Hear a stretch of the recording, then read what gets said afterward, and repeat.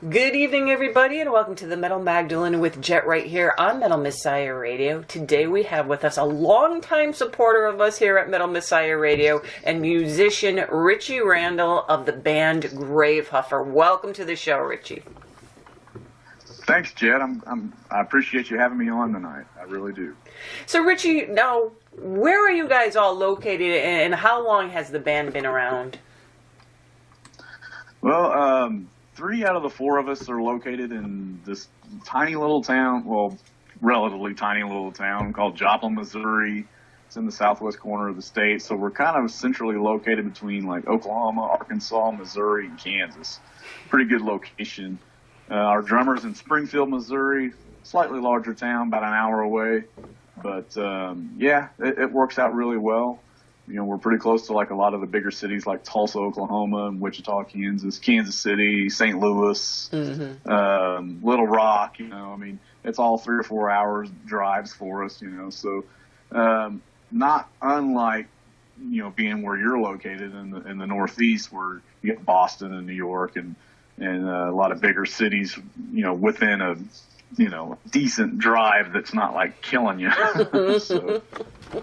So yeah, it's pretty cool. And we've been around for like 11 years now. It's kind of crazy. So who started the band up, and how would you describe your music to people, Ritchie? Well, myself and our bass player, Mike, we've actually been in and out of like in different bands together like since like the mid 90s. You know, we played in like some hardcore punk bands together, and they did some weird noise stuff, and then we started doing Gravehuffer in 2008, and we got a different singer, different drummer, and I'd say sound-wise, it's kind of like a cross between just a hardcore punk and like a thrashy metal kind of thing with a little bit of like a doom vibe going on. Kind of all over the place, but we're old farts, and the music we grew up listening to was like, a lot of 70s and early 80s stuff, and bands back then, as you know, kind of just, they did different things, I mean, Black Sabbath weren't always like slow, and, they had mellow stuff, they had faster stuff, and, a lot of bands were that way back then, and we kind of carry that with us. And what is the current lineup of the band? Myself on guitar and backing vocals. James Heiser is on lead vocals, and he writes all the lyrics. Mike Gilgy is our bass player, and we've got a drummer named Casey Denton who's half our age. So that's pretty interesting. He calls us Dad Huffer because we're old enough to be his dad. He's like 22 years old, but it's pretty cool, man. I mean, we all get along real well, so it's working out great. And do you guys all have like kind of the same musical preferences, or does everybody like different stuff? Well, we all agree on a lot of things, but then there are some things where we're just, some of us like mellow stuff, some of us like really crazy hardcore grind or whatever, brutal truth or whatever, and then some of us like, Casey, being younger, he kind of brings a slightly different, element to it. So, he has all the hardcore kids that are, into other bands that he plays in. And so it's kind of cool. It brings a younger crowd to the show sometimes. So, a lot of the times they're not sure what to think of us at first because we do hop all over the place genre wise. But yeah, it's pretty cool how that all works out. How it's just a big melting pot, basically. So. And Richie, what kind of music were you brought up on, and when did you start getting interested in like guitar? Well, I was brought up on like my parents' music. They listened to a lot of Deep Purple and Led Zeppelin, The Who. A lot of that what's considered classic rock now, and Judas Priest. They were probably it for me. I remember, I was probably 5 years old, and I was flipping through my dad's records, and I saw Unleashed in the East, and I was like, man, this looks pretty badass. So I was like, who's that guy playing that cool V-looking guitar, And I was like, I think I want to do that, And then, Ace Frehley, I mean, with the smoking pickups and all that, Kiss were another big deal.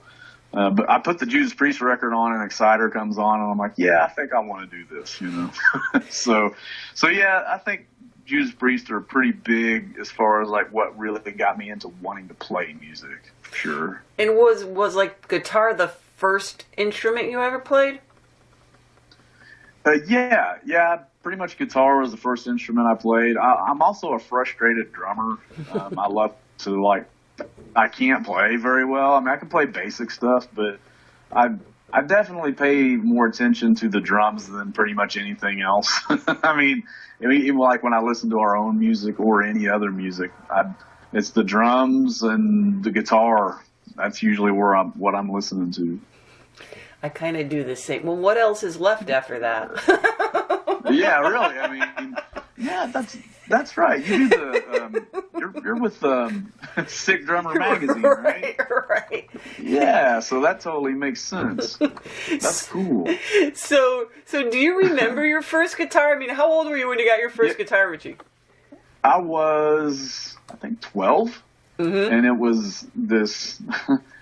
There was these like beginner guitars. I'm trying to think. I think the brand was Harmony. I think it was called Harmony. Mm-hmm. I don't even know where it came from. It was a red Flying V with single coil pickups, and it was this amp, like little practice amp. It had like a little 6-inch speaker or whatever. And I think it was like called a Rock Town or something like that.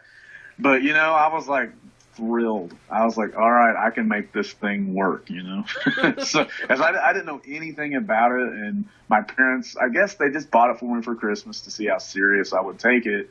And I'm like, hey, can I take lessons? And so they're like, okay, I guess he is serious. So I started taking lessons, took lessons for 5 or 6 years. And then, kind of been going from there, playing in bands in high school and, the punk bands that I was in with my buddy Mike on bass, we toured a couple times even, played Canada and the Northeast and Midwest and a couple different times. And it's been a lot of fun, but I kind of went off I went out of your question there. That's okay. We like that. I mean, what is it about the guitar that makes you enjoy it so much, Ritchie? Well, I like the fact that it's like, I don't know, it's kind of a limitless instrument. Like, there's no limit to how you pick the guitar, the notes you play, the chord progressions, the order of the notes, how you bend the strings. I mean, there's just, every time I pick it up, I play something new, that I've never played before. And I just find that fascinating. And because I'm definitely more into the creative kind of thing. I like to write, and I think that's probably the most fulfilling part about it is creating on the guitar. I never have been real big on playing covers and stuff, although I learned songs, obviously, when I was starting out. And, occasionally I'll hear a song or whatever. I'm like, man, that riff's badass. I need to check, learn how to play that or whatever. I mean, you can't help yourself, but no, I just think it's just one of those instruments that you can just play anything on it, really. There's just really no limits to it. And Ritchie, Gravehuffer, like you had mentioned, has been around for about 10 years, and you have an album out and an EP. So tell us about the first album you guys released. Okay, the first album we released, we actually had 2 full lengths and then an EP. The first full length it came out in 2012. It's called Blast Music, and it's got like 20 songs on it. Like we had like just a ton of material, and we're like, we probably should record these now, and so we put that out, and there are a couple covers on there. There's a Celtic Frost song on there called Into the Crypts of Rays. Mm-hmm. And there's a Ramones song on there called Commando. Oh, cool. And we did do a couple covers, even though we said we weren't going to. But we thought, why not, But, yeah, there's 18 originals on that. And we just put it out ourselves, basically. And then when it came time to put the Your Fault record out, we got with Bluntface Records and put that out on vinyl. We did a crowdfunding campaign to do that. And I kind of hate to say it, but we probably could have done the crowdfunding campaign ourselves and not been on the label. But, you know, that was the only frustration I had with that project. But the thing that was cool about it was the vinyl version of it has 2 songs on it that aren't on the cassette or the CD or the digital. And one of the songs has a solo by Carlo Regattas, and he used to be in Carcass. Mm-hmm. He played on the Swan Song record. And I can't even remember how I got in touch with him, but I think it was maybe through Facebook or something. And I got to talking with him, and I was half jokingly suggesting he play on my record. And he agreed to do it. And I'm like, dude, wow, how much do you charge? And he's like, oh, I'll just do it for free. Oh. And so he laid down a killer solo with like harmonies and sweep picking and all these arpeggios, and it's real melodic. I mean, it's like a piece of music in and of itself. It's easily the best part about the song.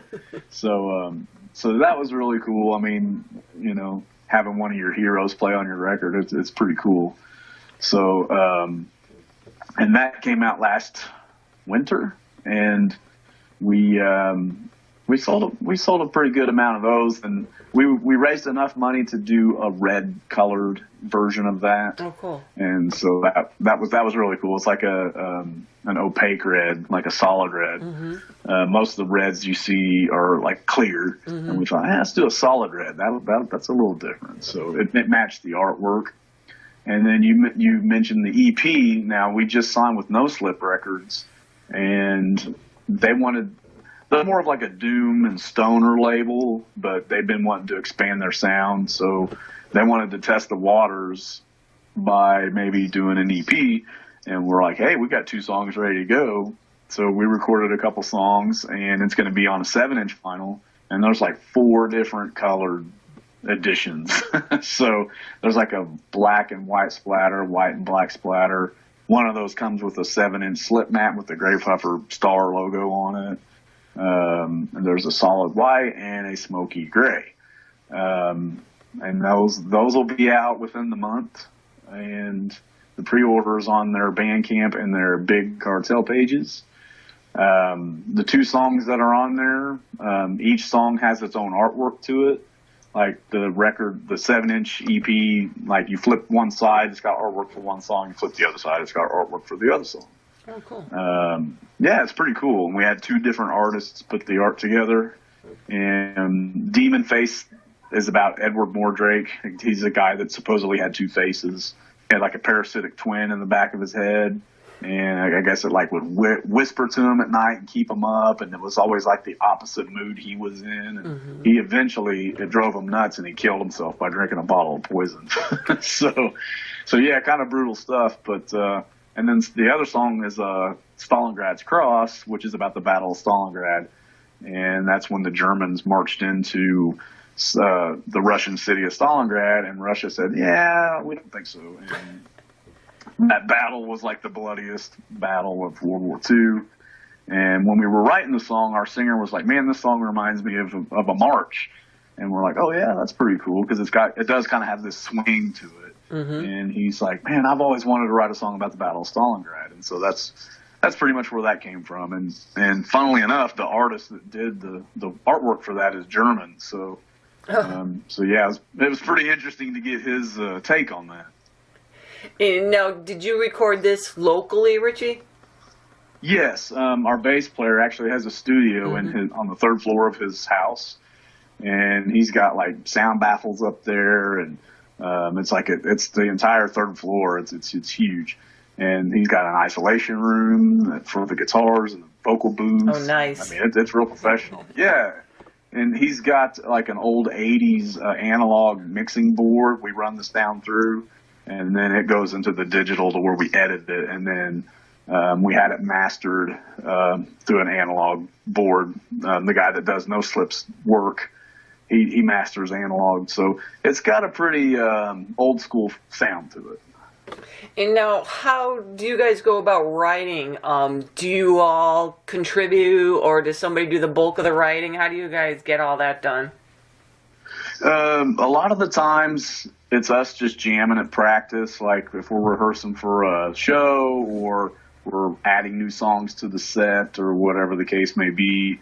You know, one of us will be fucking around or whatever, and like, hey, what's that? You know, oh, I don't know, I'm messing around, and like, well, try that. Let's work on that. So a lot of it is, you know, one or the other of us. Or Casey, our drummer, will be playing a beat, or it'll influence something, and you know, we'll just jam on stuff. And then there's times when, you know, we'll record stuff on our phones or whatever at home, and bring it to practice and say, hey guys, I've got an idea.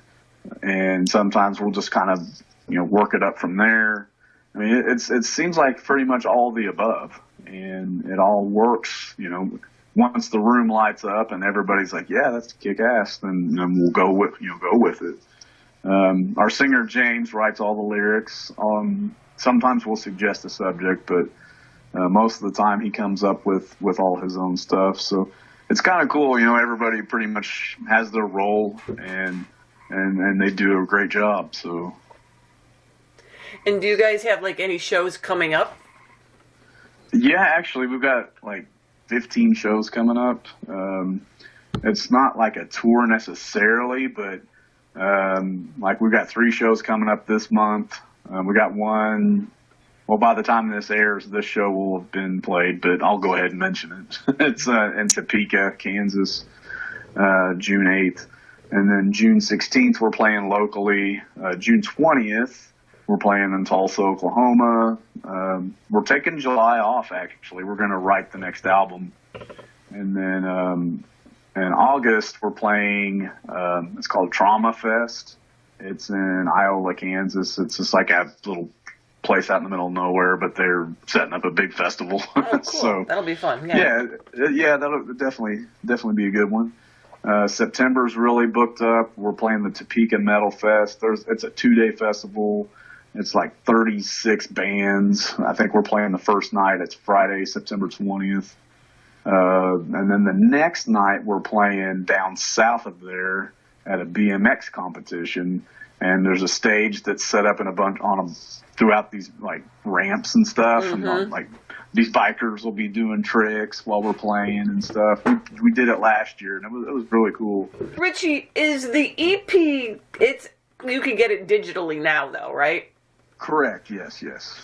And if people want to learn more about your band, you know, and maybe pick up some merchandise or you know, get a copy of the digital, you know, EP, what are some of the sites that they could do this at?